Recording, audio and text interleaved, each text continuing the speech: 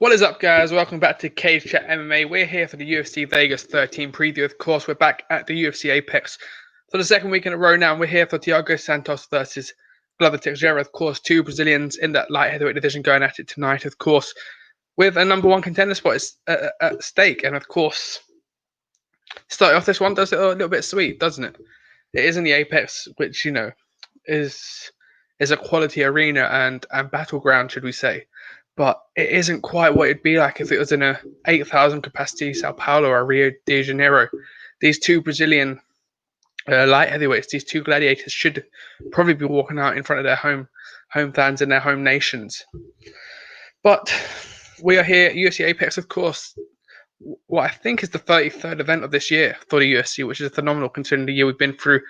And, you know, as I mentioned there, Thiago Santos coming back for the first time after his defeat to, obviously, Jon Jones, the former light heavyweight champion. Now it seems weird to call him former, doesn't it, after he vacated the belt. But Thiago Santos is back after what was a very good showing against the consensus greatest of all time, you could say, in Jon Jones. And, you know, he went the whole distance, 5 rounds there. Tore, I believe, both LCLs in both of his knees that night. Had to be carried out as did Jon Jones after an absolute battle. And many thought he'd won that fight, as did many people thought Dominic Reyes won that fight as well. But since Jon Jones has vacated that belt, vacated the division, gone up to heavyweight, or we're waiting for that move up to heavyweight at least, he's come back and really, the division's really opened up now. Thank you, Kota. But yeah, the division's opened up nicely now. Obviously, we've got Jan Blachowicz now the champion at the helm of the division, and that Polish power is very scary. We saw what he did to Dominic Reyes, and it's quite, you know, in comparison, it's quite easy to make a comparison. You see what Jon Jones and Dominic Reyes was like, and then Jan Blachowicz and Dominic Reyes, and you're thinking, oh, maybe we've got an even more dominant champion. Maybe we've got someone to carry it. But he's 37 years of age. You know, it's almost like the Bisping of that light heavyweight division, where he's come in, put all the hard work in. Every time he's got a little bit close to that title, he's fallen short. But now he's finally the champion, and he looks like he's going to be holding that belt. But of course, the middleweight champion, Adesanya, is looking to come up, and it throws this fight, at least, a bit of a spanner in there, doesn't it? Because obviously the winner tonight you'd expect to be facing a title challenge next, in terms of whether it is Adesanya or Jan Blachowicz. But then if Jan Blachowicz and Adesanya happens in February, March, whoever wins tonight is probably going to be waiting shy of 8-9 months their title shot, probably in July, depending on who wins. Both fighters fight at a quite irregular pace throughout the year. But if Glover wins tonight, you'll be looking at a 41, 42-year-old when he comes in and gets his title shot, which seems a bit unfair. It seems maybe this fight should take place first for Jan Blachowicz's first title defense, and then we get a super fight against Adesanya, maybe July, August time. Put it in the Raiders Stadium, perhaps, and you get a proper big event, because we still don't know whether by March or February we're going to have crowds in the arena. It feels like an Adesanya going through a double champ status, and Jan Blachowicz himself deserves that opportunity to walk out as a champion, maybe put it in Poland, perhaps. You know, he deserves to defend his title on home soil. But to go with tonight's two, and I saw that comment there for Quilter saying a 4th round TKO for Santos tonight. I don't actually think it's going to go past 3, and I do think Santos will get it done. I think he's going to return fitter and stronger, and he would have taken what he would have learned from that Jon Jones fight into account. And having what 16 to 18 months off now, he's going to be in a fantastic spot, and hopefully his knees are all right now. Obviously, you know, we don't want him, you know, repeating certain injuries perhaps that we wouldn't have got without that Jon Jones fight. But we look at the tape, of course. Both of these very experienced competitors now. It's hard to think now that Santos was once a welterweight. You know, he I think is on Tough Brazil at welterweight, and he's come through middleweight, and now he's thriving in that light heavyweight division. But 21-7, both 6'2", both, you know, 205.5 pounds on weigh-ins yesterday. Same reach and similar leg reach, so it's a very, very identical fight almost. It's almost like the changing in prides of the Lions. You've got the old school king in Teixeira, and you've got the pup almost in Santos coming in to take the Brazilian throne for that light heavyweight division, which is an absolutely stacked division as well. You know, we've got the likes of Yuri Prochazka. I'm going to bring up the rankings very soon. Albeit on that rankings, the UFC had a bit of a blunder today. I don't know what happened with their glitch, but we had Conor McGregor pound for pound number 1, champion at the moment. We had him as #1 lightweight contender at the moment, and we had all sorts going on that in the UFC rankings on their website. At least it was making the graphics a little bit hard because I had to double check it every time. But hey, we got it done in the end. But yes, Thiago Santos, as we mentioned before that, he beat the champion Jan Blachowicz, of course. So if he wins tonight, he's going to have a very good shout, and probably the first shout has still been the #1 contender to have a shot at Jan Blachowicz and that belt. But that knockout of Jimmy Manuel was definitely frightening as well, and the win against Eric Anders and Kevin Holland, who's now going to be facing, of course, Jack Hermansson in the middleweight division. So you see there, 4 fights ago or 5 fights ago, Thiago Santos was still in middleweight, and it's phenomenal how he's come up through those rankings, and he's ripping up shop at the moment. But yes, we move on to Glover Teixeira, who's 41 years of age. Last week, we was looking at Anderson Silva, 44 years of age, and we're saying he's too old, he's past his prime, and he's got this almost anomaly now at 41 years of age. He's on that Yoel Romero sort of path, isn't he? Where he's in his early 40s, you're thinking, when's he going to start turning it down? But in fact, he's turning it up now. He's going further. He's doing better than he was 5-6 years ago. He's on a four fight win streak at the moment, of course. That most recent one against Anthony Smith, which was a very sad fight to see in the end, with Anthony Smith getting demolished inside what was 4 rounds and a bit of change in that 5th round, as it only went into the minute. But he put a beat down on Anthony Smith, and you saw, Anthony Smith was someone who went very close to John Jones. He's had some fantastic fights in the past, and you're almost thinking that Glover Teixeira is too old for this, too weathered for this sort of fight. But he put it on Anthony Smith, and you saw him reap the rewards. And we look at that light heavyweight rankings, of course, the division held by the Polish power in Jan Blachowicz, but Thiago Santos, Dominic Reyes, Alexander Rakic, Yuri Prochazka, of course, Volkan Ozdemir, Anthony Smith, Nikita Krylov, Johnny Walker, and Misha Serkinov rounding out that top 10. But boy, it's a cracking division, isn't it, at the moment? And I do think the fact that John Jones has gone has made it a more exciting division. I think it got stale, and we're looking at who's the next guy to lose to John Jones, who's the next guy to take him the distance but not quite do enough. And now it looks like we're going to see I think we see 3 different champions in the next 24 months. I think Jan Blachowicz makes maybe 1 defense, 2 defenses. Maybe Adesanya comes into the mix and defends it a couple of times. And then we're looking at the Dominic Reyes, is the Yuri Prochazka probably, and Johnny Walker then will be really coming into his prime, of course. We'd expect him to be, fighting for a title perhaps. And if that combination with SBG goes well, you'd be expecting him to fight for the title inside 2 years perhaps. So yes, let us know your predictions down in the comments below. If you're watching on YouTube, make sure to hit that subscribe button. We're on the way to 100 subscribers. And if you're on the Facebook, make sure to drop that follow button as well. We're on the road to 2K followers on Facebook. You guys have been smashing it on Facebook recently, so been properly enjoying the love. So yes, get your predictions down in the comments below. And we'll move on to the co-main event, which is obviously Andrei Arlovski against Tanner Boser, a former heavyweight champion, and Andrei Arlovski, the Belarusian, of course, coming in against the Canadian in Tanner Boser, who's been very phenomenal this year. He obviously was on Fight Island, of course, putting a phenomenal win over Rafael Pasosa. I never thought that Philippe Lin, the Brazilian, he knocked out very viciously. I was watching that earlier today in the little top finishes video that the UFC put out on their YouTube channel. And boy, he hits hard, and he hits very quickly as well. He's he's not a light heavyweight. He weighs 250 pounds, but he's very quick in his movement, and he's someone who bounces around those feet, something that you don't normally see in that weight division. It's someone, I mentioned this last week, it'd be nice to see a super heavyweight and a cruiserweight division be brought in, so those that do weigh around that 240, 245 mark aren't facing someone who's 260, 265. It does need to be balanced out a little bit more. But then again, maybe you don't see the strength of one division, you get 3 weak divisions instead, but I don't know. I think it would be nice to see those split up. But Tanner Boser, coming in against Andrei Arlovski, again, someone you're thinking is over the hill, 29-19 on his record, and his last opponent against Philippe Lin, he put in a fantastic performance as well. Went the distance, obviously. Before that, lost to Rosenstruck via KO, of course. Then beat Ben Rothwell before that, and was on a 3-fight loss streak with one known contest in there as well against Sakai Abdurakhimov. and title with us. So we had some huge losses, and you're looking at those names with all due respect to them, you're thinking Andrei Arlovski, it's probably time to hang up those gloves. But he comes back, Philippe Lin, he looks fantastic with his newly dyed beard and hair, looking 10 years younger in his heyday again. But he is in the win column. It's going to be a good performance, I think, from him.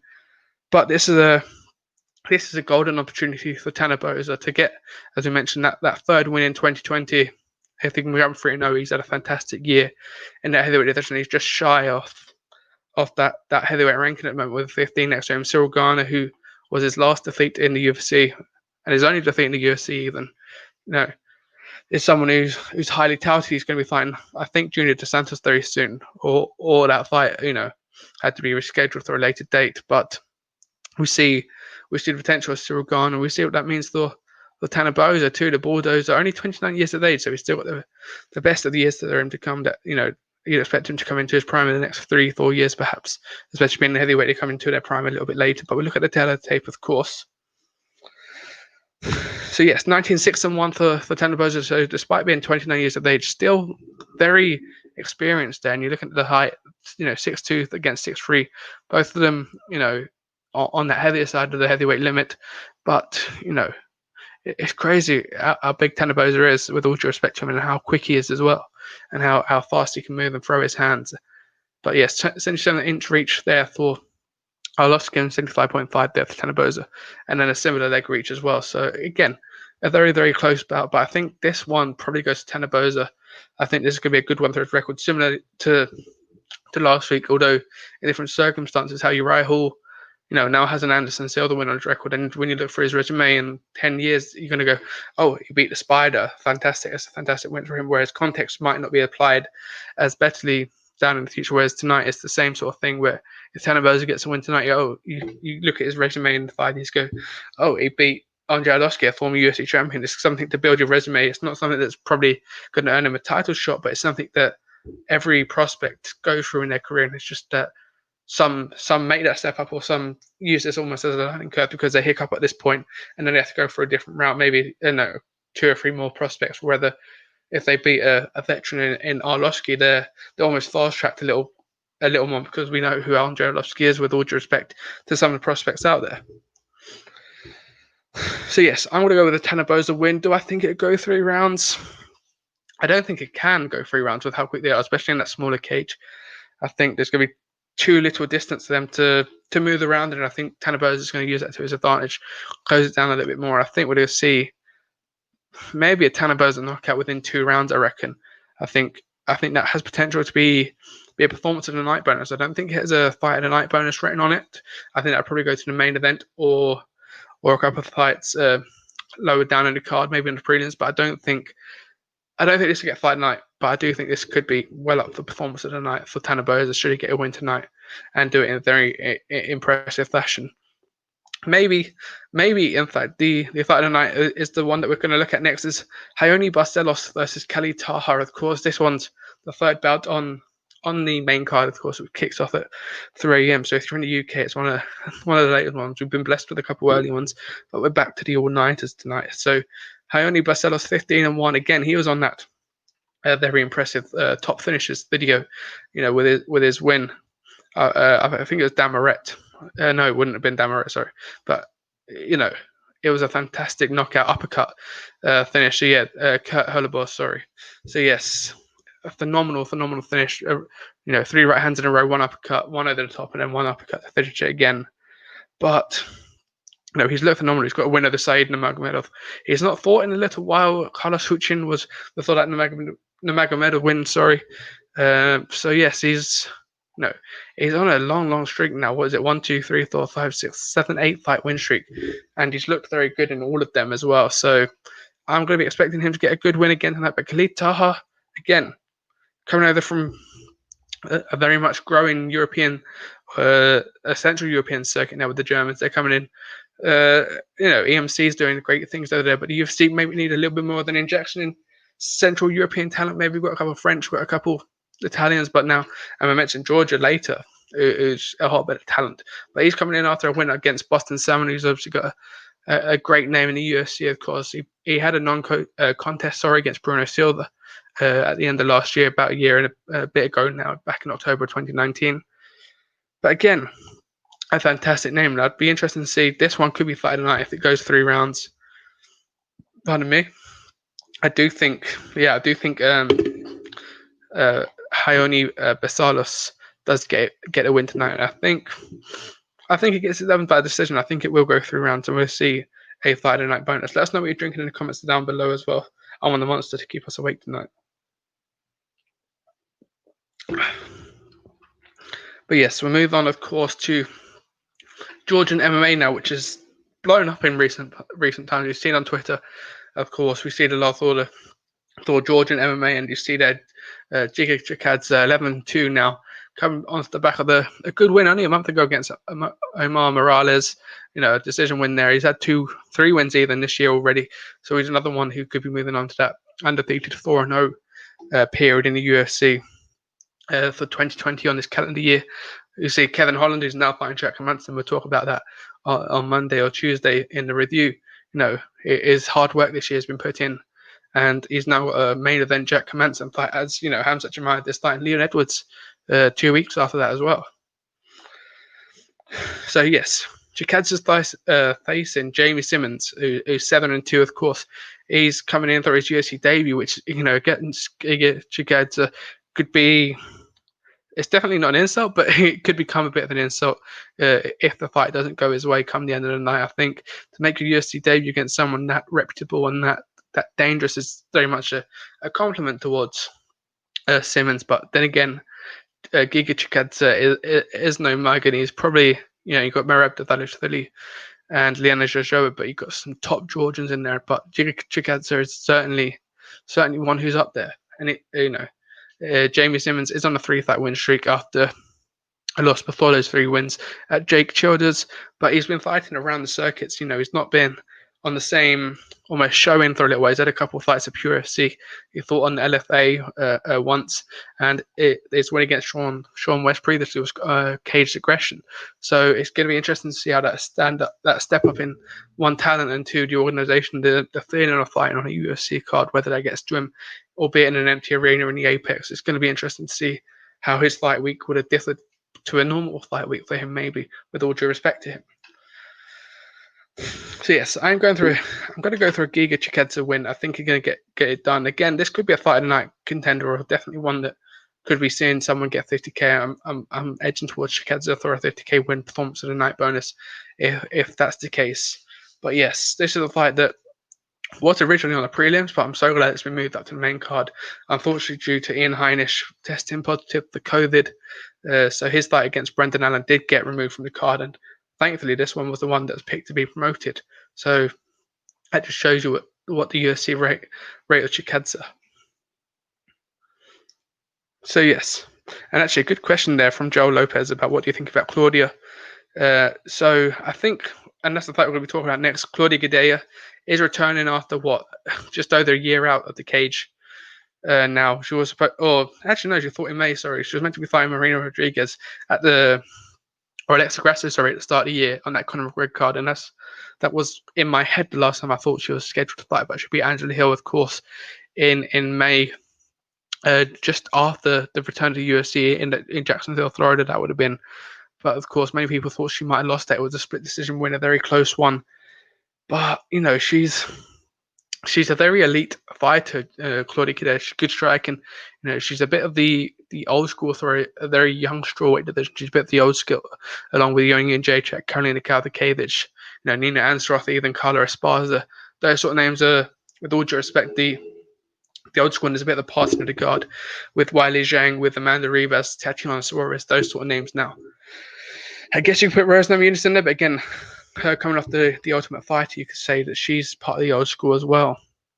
But we'll look at the rankings. Actually, I've got the rankings here. Give me 1 second. For the strawweight division, of course, we look there. Weili Zhang still the champion, of course, but Namajunas, Yoni and Jacek, Carla Esparza, Claudia Gadelha. So those names I just mentioned, the old school, are still very much at the top of that division, and rightfully so. But we look at Xiaonan and Yan, of course. Sorry, Amanda Ribas, either Marina Rodriguez is still very much on the way up. Michelle Waterson, is a veteran now as well in that UFC, and as is Tisha Torres. So a mixture of old school and new school going into tonight. But yes, Claudia Gadelha, fourth ranked at the moment after Tatiana Suarez was removed for inactivity due to her neck injury. So I hope she'll be back soon to hopefully claim her place back in that division.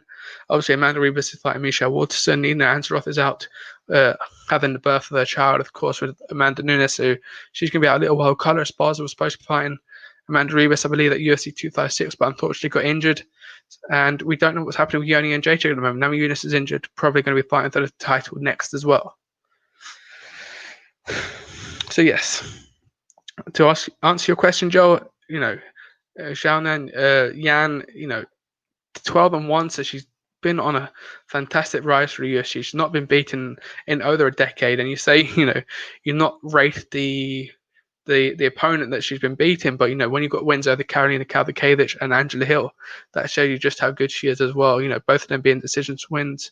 Neither of those are bums, quote unquote, and neither of them are fighters that go down easily. They're very tough veterans now, and they've been through it and done everything.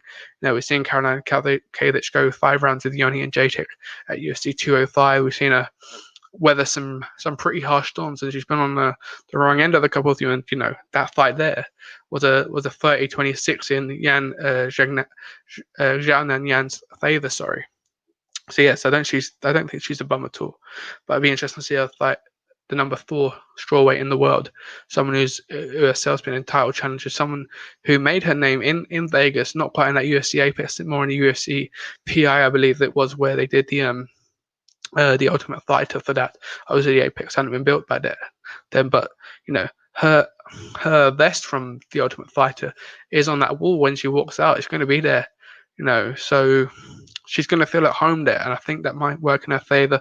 But again, Xiaonan Yan, not been defeated in over a decade, is going to have a very tough job in her hands, and you can see it going either way. I think I'm probably just going to edge it towards Claudia Gadelha. I think it's a good one to open up the main card. I think it's a fantastic bout for the two of them, and we'll have a quick look at the tape, of course.